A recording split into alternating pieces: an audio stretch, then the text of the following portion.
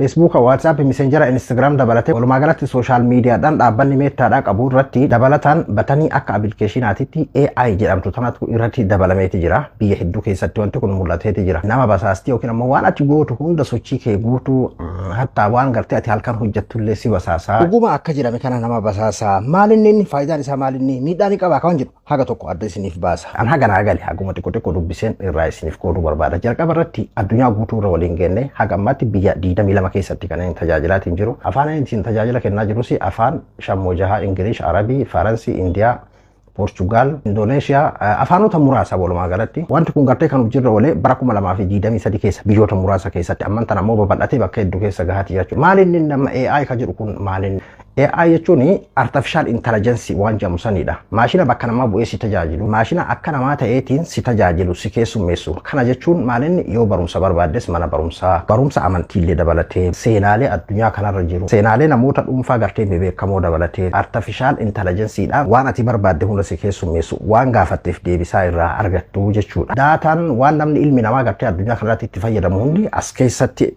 godhameeti jira. Fakkeenyaaf akkaataa kanaan amma kan duraan nama tajaajilu application tokkotu jira. Akkasuma ammoo Google irratti websaayitii adda addaa irraa fudhatee haga tokko foormishiina namaa kennatu jechuudha. Kun amma ofii isaatii kan warri meettaa tolfateedha. Faayidaa qaba. Faayidaa kanan jedhamneedha qaba. Waan kana gartee kan isaan tolchaniif akka ati fakkeenyaaf dhaabbata meetaa kana keessa guyyaa guutuu waan fayyadamtu hunda as keessatti fayyadamtuuf akka gartee ati karaa biraa hin deemnee fi maamila qabachuudhaaf waan tolfameedha. Kaampaanii Ameerikaati. Fakkeenyaaf amma ati yoo seenaa nama ispoortii beekamaa tokko yoo baruu barbaadde fakkeenyaaf amma Qananiisaa Baqqalaa jette Qananiisaan akkam akka ta'e maal akka ta'e waan ati gaafatte san irratti hundaa information Qananiisaa Baqqalaa san siif kenna jechuudha. Waan biraallee beekamaa kana giraafiksii siif hojjetaa footoolee adda addaa videos dabalatee wantoota addunyaa kanarra jiran hunda si keessummeessa jechuudha. Gaafatte akkuma ati gaafatte saniititti siif kenna jechuudha waan information qabatamaa. Information ati fayyadamuu hin qabne ammoo waan duraan fakkeenyaaf seerri Facebookaa dhorku kamiyyuu si dhorka. Tole bakki sodaa namoota hedduu information namaa akkuma jedhame san sochii namaa kan hunda waraabeeti gartee dabarsaa akka jiru. Amma tokkoffaa amma namoonni akkana jettan information maaliiti akka inni sirraa baasu kan sodaatte. Duraanoo Facebook hin beeku fakkeenyaaf sochii kee.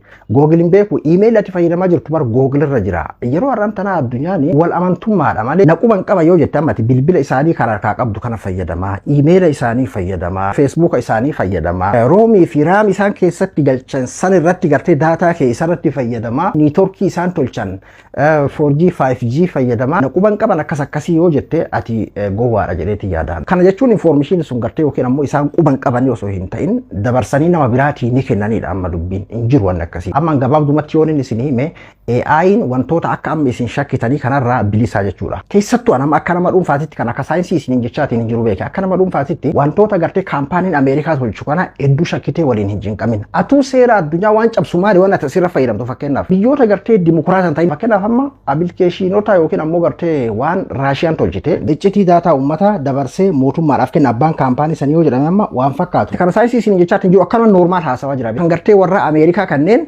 waan ati shakkituuf ni jira jedheetiin hin yaadu. Kanaafuu biyyoota gartee waan kun keessatti tajaajila eegaletti sodaa tokko malee itti fayyadami kun waan bareedaadha. Amma uummanni waan ati yaadde kana osoo hin tahin maamilummaa irratti wal dorgomuudhaan akkamiin TikTok caaluu qaban, akkamiin YouTube caalaan, akkamiin Facebook caalaa wal dorgomaa jira uummanni. Kanaafuu akka barbaadee ciqilfadhu itti fayyadamii si jechuu barbaadeeti.